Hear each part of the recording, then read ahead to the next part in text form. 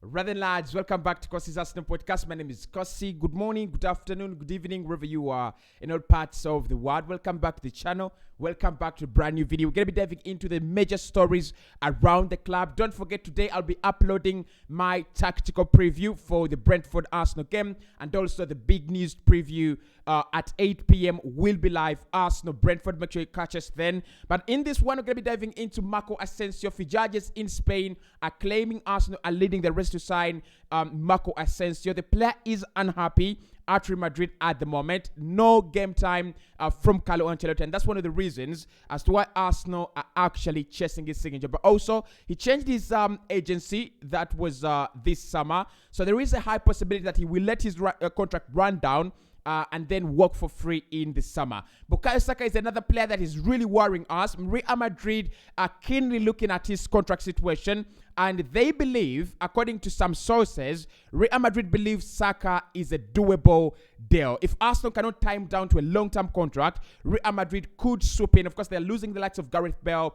They're losing the likes of Marco Asensio, and we're looking at a club in Real Madrid that are really in a rebuild process. They have brought in the likes of Aurelien Tchouameni, the likes of Eduardo Camavinga, so it won't be a surprise if they add another youngster in Bukayo Saka. But let's wait and see. We're going to be talking about that. Pierre Aubameyang flopped yesterday for Chelsea. Honestly, guys, I think he's not the striker the Premier League needs, but we'll talk about Pierre Aubameyang and what you think about him signing for a rival. Our 25-man squad was named or has been named, and it is quite surprising that we do not have 25 professional players. We don't have 25 players named in the squad. So there is still a lot of work to do to fill the squad. There is still a lot of transfer business needed at Arsenal Football Club. And Youri Tielemans is in talks with Newcastle to sign for them either in January or free in the summer. We're going to be talking about all that. Hit the like button. Let's get this video to 300 likes. Smash that like button, of course. Now, let's start off with the Champions League clash that happened yesterday. Pierre-Emerick Aubameyang, of course, was in action for Chelsea. And oh my God. Look, I'm not one guy to hate on players, and I don't really hate Aubameyang. But there is that innate feeling in me that just doesn't want him to do well at Chelsea.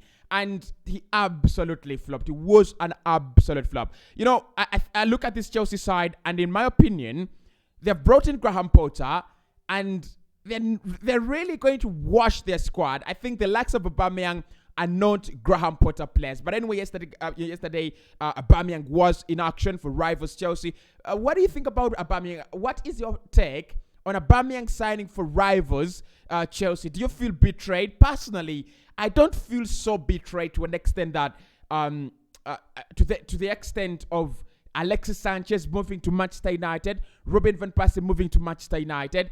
I don't feel that betrayed. Probably it's the reason is Aubameyang didn't leave Arsenal on the best of terms, but also Aubameyang left Arsenal for Barcelona, and then when he came back, he went to Chelsea. So I mean, I think the voyage, the passage, just reduces the feelings of hate I have towards Chelsea and Pierre-Emerick Aubameyang. But anyway, guys, he was in action yesterday, and like I said, he absolutely flopped. So I mean, it was a right decision for Mikel Arteta after all to let him go and Alexander Lacazette, because if you look at how our forward line has been revolutionized, it was worth it. It was absolutely worth it. Now, according to Todo Fichajes in Spain, Arsenal are leading the race to sign Marco Asensio from Real Madrid. Now, we understand a couple of clubs were interested in Marco Asensio in the summer,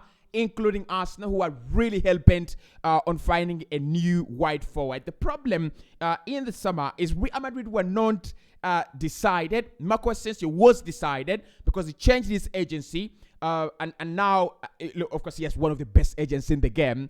That is George Mendes. So when a player changes his agency and then goes to one of the best in the game, you understand. He has made up his mind. He wants greener pastures. He wants a new challenge. So, in my opinion, Marco Asensio made up his mind that he will be leaving Real Madrid. Arsenal were interested.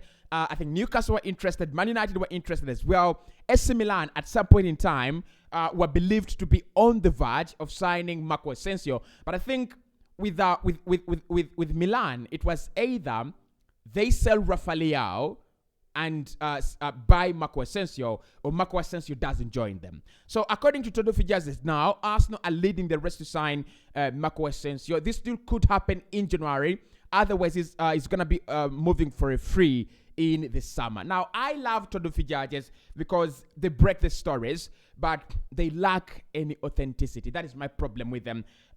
They publish for fun. They publish for the sake of publishing. I don't think Madrid is a typical seller in the January transfer market. During the winter market, Madrid are clever and they are bright enough to understand that during that time, the Champions League, voyage is on the way. The La Liga title race is heating up, and all these other small competitions that they're playing in. I don't know. I mean, they have so many small titles there in Spain, just like in the UK. They know that during that time, that is when you fight for silverware. So I don't expect Marco Asensio to be leaving in January. It's going to be one of two things for me. I'm not really sure he's going to have a big part to play for Spain in the World Cup. So I don't think he can use his World Cup performances as a stage for new contract negotiations and demands. Because I think when you look at Luis Enrique and what he wants to do, it's always going to be Ansu Fati, Ferran Torres, and Alvaro Morata up top. I don't think Marco Asensio has a chance of breaking into the Spanish side. So, the question is going to be, will Madrid sign someone in January? There's going to be a lot of talks, during the World Cup. And I'm in love with the World Cup because the transfer gossip is going to be a lot. It's going to be huge. I'm going to be focusing on the World Cup on 90 more and the transfer gossip on Costa's Arsenal podcast. So make sure you don't miss any of that in November and December. Of course, driving into January. But when I think about Marco Asensio, I'm thinking about a player that sooner or later is going to be a key part of Ancelotti's Real Madrid. It's going to be a very key part of that team. Currently, they have Benzema up top, Vinicius Jr., and I think Fede Valverde as well. Is he playing, as part of that front three? But Marco Asensio is more suited. He's a better player for me, playing out wide than Fede Valverde. We've seen Fede Valverde play from the midfield. He's absolutely magnificent, actually. I think he's one of the most underrated players, and I would demand that he plays for Spain match day in, match day out, other than the likes of Koke and those useless players that we are always picking day in, day out. So, but I think Marco Asensio, for issues and purposes of squad depth at Real Madrid, for purposes of extra quality, they cannot let him go in January. I won't be very surprised if he walks for free in the summer. Madrid do still have the time to convince him to stay. But if they can't, then he will walk for free in the summer. And for me, that is a beautiful deal. If Arsenal can get that deal over the line, I'm going to be talking about our 21-man squad, which should be 25-man squad. And the likes of Marco Asensio, if you can get them for free, the likes of Douglas Luiz, if you can get them for free, and then you spend money on your 11, because what Marco Asensio guarantees you is extra quality in the squad. If it comes to Arsenal, that is a lot of quality in the squad. But we want players that massively improve our starting 11. And for me, Marco Asensio is not that guy. So don't spend money on him in January. Better spend money on him. Better bring him on a free in the summer. That would make a lot of sense. But anyway, Fijazes suggests that Arsenal are leading that race. I don't think Asensio will be a deal without competition. AC Milan, all these other clubs, Man United. I doubt Man United will be back because they have signed Anthony. But Milan, Arsenal, Newcastle, all these clubs will be fighting for his signature. Won't be very surprised if I see him in the Premier League next season. And I won't be very surprised if it is not Arsenal after all. But anyway, let's believe that we are leading that race according to Todorfi judges. Now, a race that we are not leading, or we are no longer leading now, is the race to sign Youri Tielemans. Newcastle are in talks with Youri Tielemans to sign him in January, to tie him down on a contract in January, and they could also sign him in the summer for free. So, I say this about Youri Tielemans, and I always say it again. He was the most attractive bargain of the summer. For me, Arsenal only had to make a bid. We only had to make our stand in front of Leicester City, and he was going to be our player. He's going to go to Newcastle, and we're going to watch him enthusiastically, and we will understand he's a very, very good player. He just needs a different system. He just needs a better system. When Leicester City were doing well, when Leicester City had a proper system, when they had a proper team, he was a proper player. I think he's declined because Leicester City apparently have also declined as a club. But Newcastle are in talks with him. I think he will go there. Look, he might not get that big money move, that big club move that he deserves currently. But if he goes to Newcastle, signs for them for 3 years. At 28, I won't be very surprised if he comes back onto the big club scene, onto the big club radar. We see him at probably AC Milan. We see him at probably Juventus, or even clubs like Atletico Madrid, trying to sign him. He's a wonderful signing. He's a wonderful player, Youri Tielemans. I'm so surprised that people have started ranking him in overrated, ranking him in not good enough. Look, if I'm to rank the top 10 number 8s in the Premier League, I think he has a position somewhere. I think Youri Tielemans has a position among the top 10 best number 8s in the Premier League, honestly. So if he goes to Newcastle, I'm going to be very mad at Arsenal. I'm going to be very, very mad at Arsenal because for me, it's a deal that was ours to lose. It was always ours to lose. But anyway, I don't want to cry for spilled milk. If he goes to Newcastle, it also depends how do Arsenal replace him. If we can get a good replacement for Youri Tielemans, it will be absolutely marvelous. But Newcastle in that one as well. Now, I wanted us to talk about Saka to Real Madrid as well. I don't think there is anything serious or scary in this one. But why it is concerning is Arsenal are singing about deals coming close. Saka deal is close. Saliba deal is close. Martinelli deal is close. And these deals are not coming out of the door. I'm quite unsettled by Saka's delay, Saka's contract delay. It really baffles me. It really creates a lot of questions for me, right? Mikel says we are in the right direction, and Saka says we are in the right direction.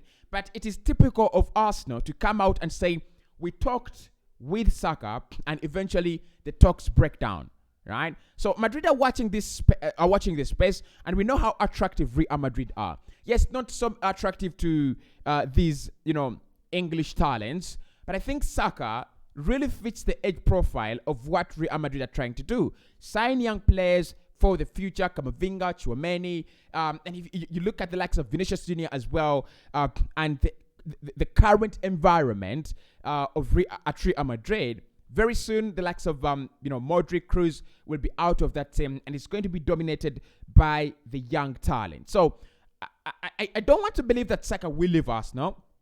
I think it's important, and I think Arsenal is important to Saka and his career.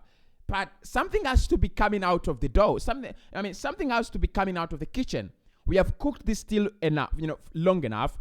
If the food is not enough, just serve it, right? Just serve it, and everyone will take care of themselves. But anyway, Madrid interested in Saka. I don't see that deal happening anytime soon.